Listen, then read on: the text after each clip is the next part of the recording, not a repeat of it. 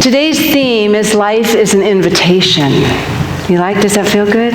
Life is an invitation. I like that. Have you RSVP'd yet? Some of us take that invitation, which is to live fully and completely.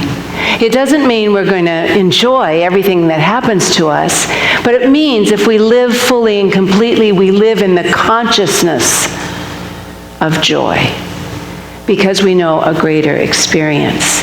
So the invitation is here for us all, always, every moment, every day, but some of us take that invitation and we put it in one of those junk drawers, where everything goes and you can't quite find it, especially when you need it. And some of us marinate in the murky stuff of the troubled waters of life because we haven't accepted the invitation to live in a greater experience. And the greater experience, when Gretchen was singing the beautiful Bridge Over Troubled Waters, that bridge is the higher consciousness of the way we choose to live. And it's a process. It's something we learn. In the 5th book of the Old Testament, Deuteronomy, God says, I've given you life and death, blessings and curses. Choose life.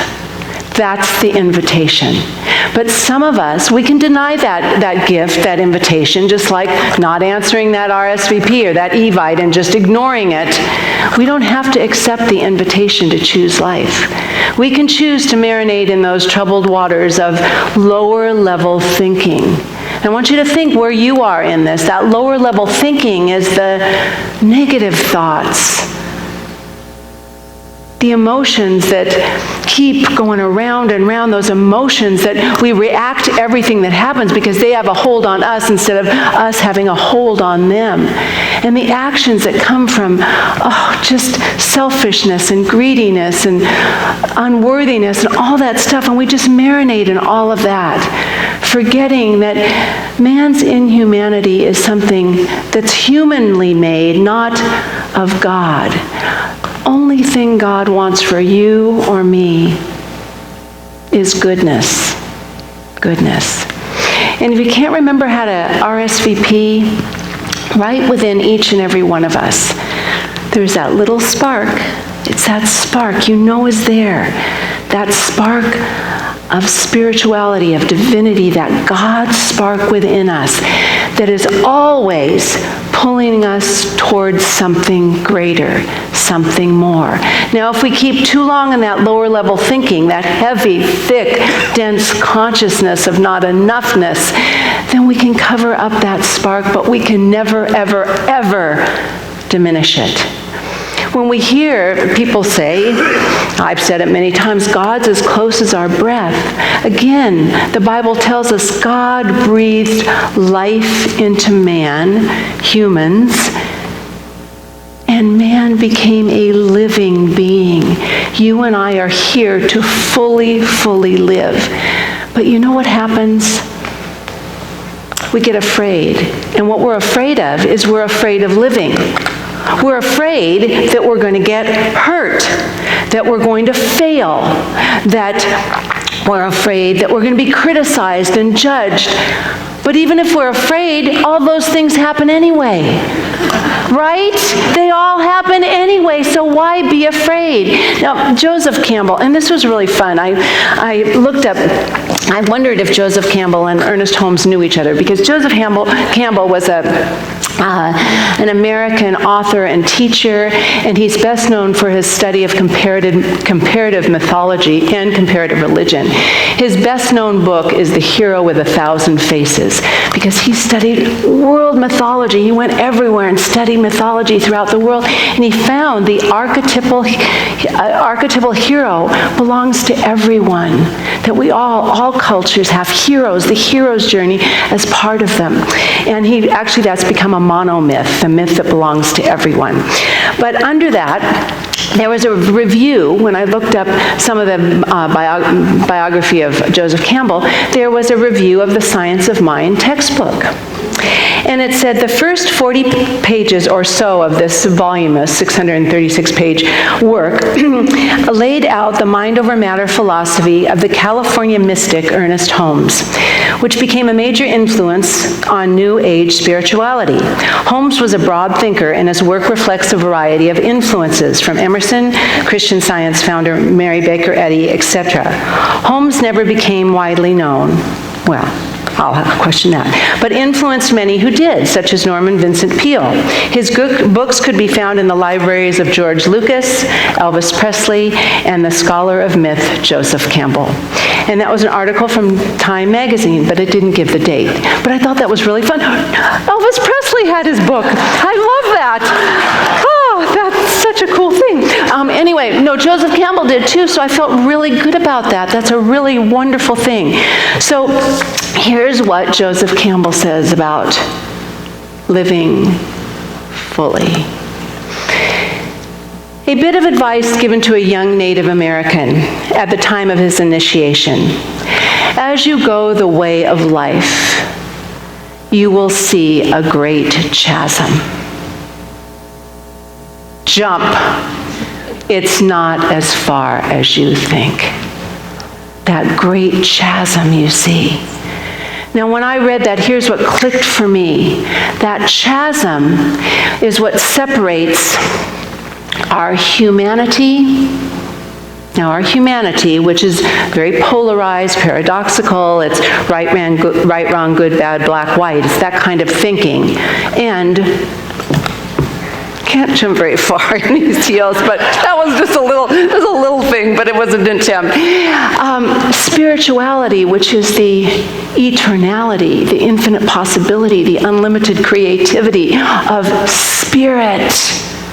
Now, we don't care if you call this spirituality God, spirit, universal intelligence, whatever it is that. And this chasm that fills it is the fears we have, that troubled, murky waters of the circumstantial living, the subconscious beliefs that have kept us limited. And you and I have the possibility of moving from that lower human consciousness into that expanded thinking. And that expanded thinking that takes us over the troubles the troubles we hear so much of today, the troubles we hear all the time, and we wonder, what do we do about it? Well, we get to that place where we can know something better, because when we know better, we do better. And we can get into that place where we understand, yes, there's something we can do. We're more than just our thoughts and our emotions. We're here to take action in ways that bring good to this world. And you and I can do that. But we have to get over that chasm. We have to get over it first. And then I'll tell you more later what we do. But we get over it because you and I we choose how to live. We get that freedom of choice of how we're going to live in this world. We make up our mind. And it's a great, great, great responsibility, because we're here as the way this creator, this infinite intelligence, this unlimited possibility knows itself. We are God's hands, God's ears.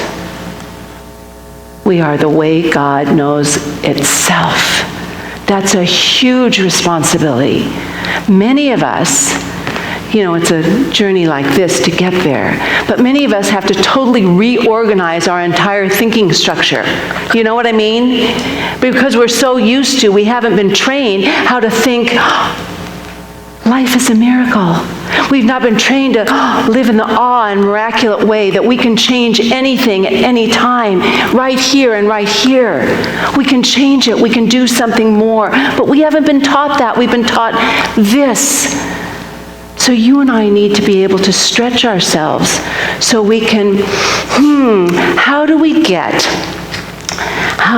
to that place when we have expanded thinking? It takes spiritual practices. What are your spiritual practices? Do you pray? Do you meditate? Do you do contemplative reading? Do you walk in nature? Do you see good in people? What's your spiritual practice that keeps us stretched into something more? Because spiritual practice is the way we're going to do better in the world. Do you agree with me? We do that. We come here and we join together. Also, when you come together in community, it's even more powerful than doing that practice alone, because we're creating an energy field of goodness. Now I want you to think, Ernest Holmes said this responsibility I'm talking about of raising our consciousness to be an affirmative thinker takes, what's that word he said? Insistent determination. Insistent determination. Say it. Insistent determination. We have to work really hard at it. But it doesn't mean we have to work. It means it's just adjusting our focus with discipline. How many of you think you're disciplined thinkers? I mean more than a few seconds or minutes a day.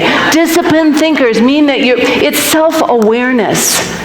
A lack of self-awareness keeps us in lower level thinking. So it's about being focused. Where's my focus? Where's my attention? Where am I putting my thoughts? On what's wrong or the possibility? Am I sinking down? So, we find a big, nice, it's not accepting an invitation to a pity party. That's not what I'm talking about. It's accepting that invitation for the higher level thinking and knowing better. Focus, discipline, deliberate choice. Those are words that I've carried with me for a long time. Some of the first words I use in beginning spiritual practice to really, really increase self-awareness. Where's my focus? Am I being disciplined or just letting my monkey mind run wild? Focus, discipline, deliberate choice. Am I choosing to do better, to know better, to think higher thoughts? I'm going to tell you something. Whatever we think about people, Ernest Holmes said there's no room for hate in this world. None. We don't have to like everything, but there is no room for hate. He was really at the top of his teaching in times of war, and he said, all I can tell you is we cannot hate. We do what needs to be done, but we cannot hate. And I say, well, let's take that. Let's stop being so picky with people. Are you picky with people? Do you get irritated easily? Well, that answers it all right there. We need to stop that, because what we expect of people, they're going to give us. If we have low expectations, that's exactly what we're going to get. And when we change our thoughts about people and things to something higher and better, that's what we'll get to. Ernest Holmes says that life is a mirror and reflects back to the thinker exactly what he or she puts into it. So we need to be able to think better thoughts. Now, Jesus would tell us that we need to be teachable. We need to be like little children. We need to look at life in that consciousness of faith and wonder and active imagination. We need to be able to, look at life. There's more. And learn and become. In fact, when Jesus' disciples said, well, who is the greatest in the kingdom of heaven? There was a child there that he brought into the middle of the circle. And he said, unless you become like little children, you will never enter the kingdom of heaven. I want you to think about what it's like to be a child. It's like being vulnerable and enthusiastic and curious and imaginative all at the same time, the purity of a little child. So we need to be teachable, we need to be self-aware, and I'm going to tell you 2 secrets about life that maybe will help us be more aware of where we're putting our thoughts and our emotions, because wherever we are, it shows up in our thoughts, our emotions, and our actions. However we're presenting ourselves to life, whatever side of the chasm we're on, that's how our thoughts, our actions, and our emotions are going to be. When we're on this side, in our human experience, running our lives from the outside in, we're going to have those lower thoughts, those negative thoughts, those reactive emotions. We're going to have the selfish actions. Gimme, gimme, gimme, what's in it for me? But if we move our consciousness up to a place where we're participating in God,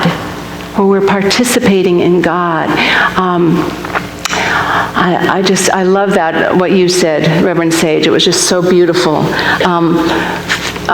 Face everything with love and let your mind, what was that last? Dissolve. I love that. If we can just do that, participating in God, dissolve in God. How beautiful that is.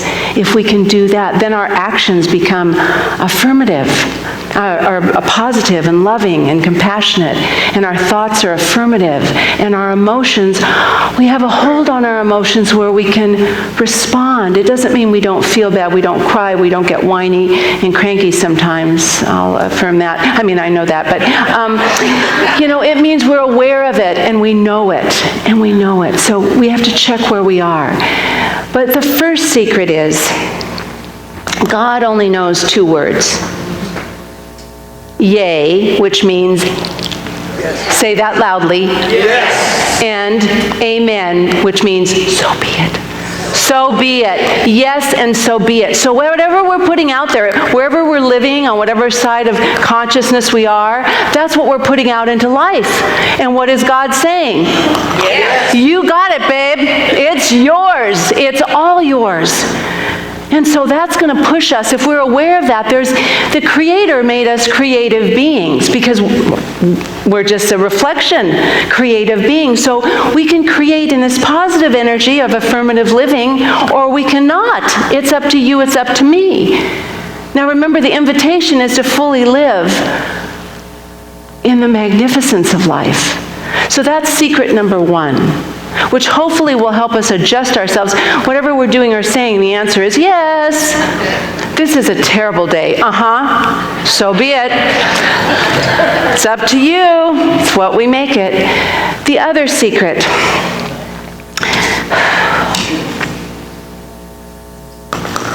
God can never, ever, ever stop loving and creating.